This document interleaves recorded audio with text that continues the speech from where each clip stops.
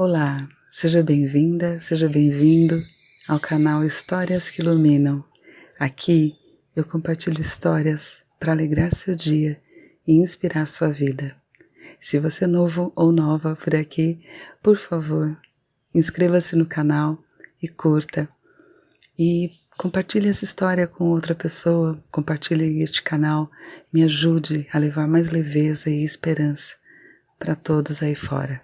Muito obrigada pela sua presença.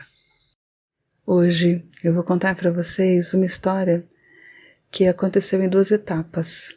Na verdade, ela aconteceu com duas pessoas diferentes em tempos diferentes, mas elas têm algo muito importante em comum, que foi a superação de algo que surpreendeu essas pessoas, a princípio de uma maneira muito negativa, e depois elas realmente souberam fazer deste limão uma limonada.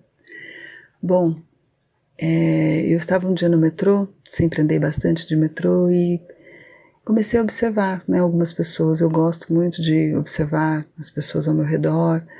Eu tenho esse olhar para a crônica do dia, E de repente eu comecei a observar um rapaz. Ele era bem jovem, parecia ter uns 18, 19 anos, mas ele estava muito bem arrumado, Assim, ele vestia uma roupa muito elegante, o cabelo muito bem penteado. E eu fiquei olhando e eu achei tão bonito, assim, alguém tão jovem, logo cedo, tão bem alinhado, tão bem, arrumado. E eu comecei ali a observá-lo. Já estava próxima de descer. E, de repente, eu percebi que ele também iria descer. Mas, para minha surpresa, ele pegou uma bengala desmontada e começou a soltá-la. E nesse momento eu percebi que ele não enxergava. Foi algo que me chocou bastante, porque na hora vários pensamentos passaram pela minha cabeça, Fiquei imaginando, nossa, como ele se arruma, aonde ele vai, Ele trabalha, Pela forma como ele está, é uma rotina. Enfim, comecei ali a imaginar várias coisas. E realmente eu me aproximei porque eu queria saber mais daquela história. E aí me aproximei, perguntei se ele queria ajuda, ele disse que sim, e nós então começamos a conversar. Ele tinha 20 anos. E eu perguntei aonde ele estava indo, ele disse, eu estou indo trabalhar. Eu falei, que bacana, e o que você faz?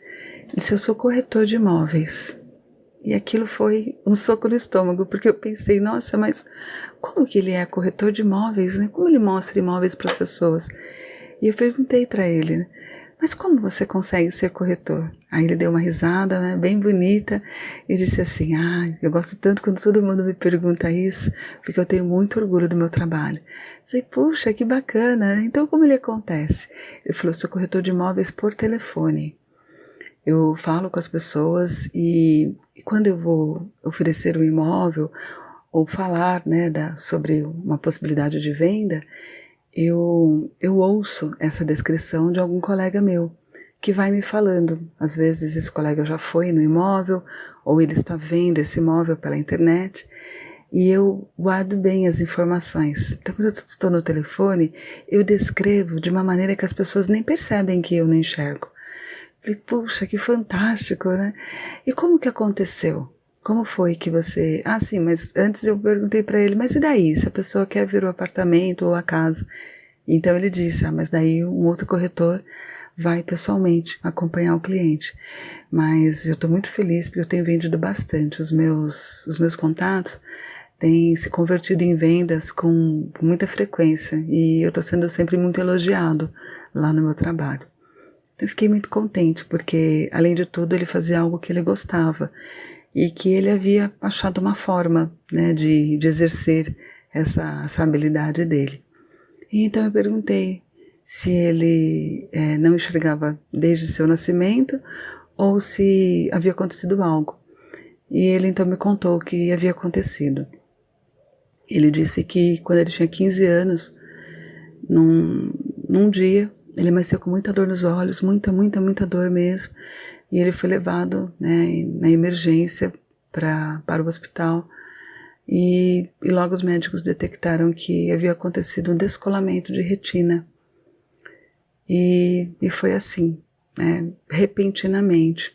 E em muito pouco tempo que ele perdeu completamente a visão. Ele me contou que inicialmente ele não queria nem sair da cama.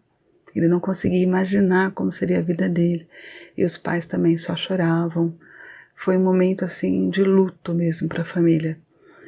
Mas que chegou um momento que ele cansou de ficar escondido, cansou de ficar na cama. E ele disse, eu não aguento mais. Se daqui para frente, né, eu vou viver assim, então eu tenho pelo menos que tentar viver melhor. E que foi este pensamento, né, com muito apoio da família, que fez com que ele começasse, né, a olhar para a vida dele novamente. Então, né, já fazia 5 anos, né, que isso havia acontecido, e ele estava ali, muito bem vestido, alinhado, feliz com o trabalho dele, se deslocando numa grande distância, porque ele morava bem longe de onde ele estava, de onde ele havia descido, né, para se dirigir ao trabalho, e conviver e ter a oportunidade de conhecer esse rapaz foi algo que mexeu muito comigo, não só por aquele dia, mas, né, pela vida toda. Então até hoje eu me lembro da carinha dele, não me lembro mais o nome dele, mas ele me deixou uma lição, né, gigantesca.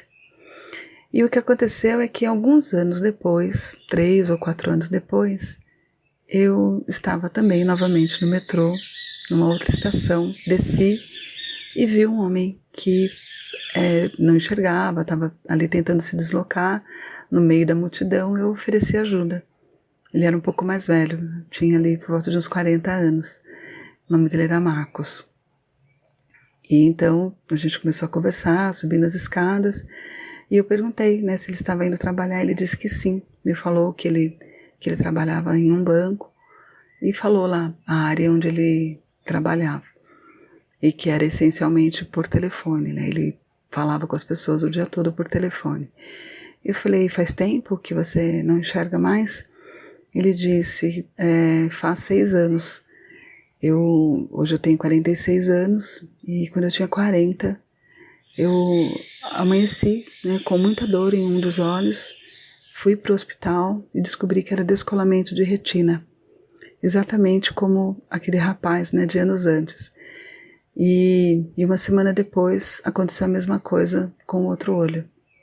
Então, em cerca de 1 mês, ele perdeu a visão dos 2 olhos. E aí, né, nesse processo todo, a esposa acabou indo embora, eles se separaram e ele ficou sozinho. Então ele já era mais velho, né, naquele momento, ele tinha 46 anos e vivia sozinho. Então era uma situação ainda mais difícil, né, por um aspecto, né, em relação àquele rapaz que havia acontecido, mas por outro lado, ele também já era um homem mais experiente e sabia também da importância, né, de se reerguer. Então no trabalho ele foi remanejado, ele foi para essa área onde ele podia trabalhar, né, por telefone, e ele foi se adaptando.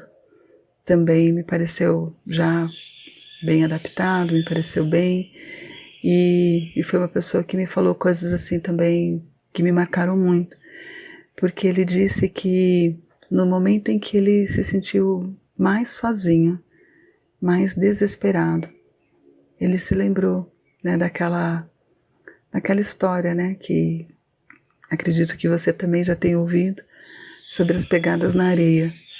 Ele disse, sabe, Lilian, chegou uma hora que eu achei que eu estava realmente sozinho e que tinha acontecido a pior coisa do mundo comigo, mas eu me lembrei que minha mãe contava, né, aquela parábola dos pés na areia, e eu, de repente, né, me imaginei ali, andando na praia, achando que as marcas dos pés que eu via eram só os meus, até que eu percebi que não eram os meus, eram os pés de Jesus que estava me carregando.